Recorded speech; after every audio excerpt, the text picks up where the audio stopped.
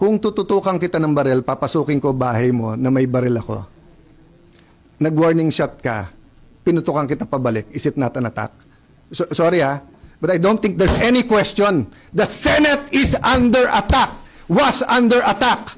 All of you, your lives were in danger last night. I know it's your job to ask a question, but you will tell me, pagka may nagpaputok na warning, hindi under attack yon? My God. We're a democracy. This is the Senate of the Philippines. Please naman. Di ba? Yeah. What do you think happens when there's no democracy? Who's the first casualty? The media. Wala nang media kapag wala. Di ba? Pag sinabing kami muna nagpaputok, umatras sila, or security guard ng GSIS yun, di sabihin nyo, baka ito ay gawa-gawa lang, baka ito ay drama.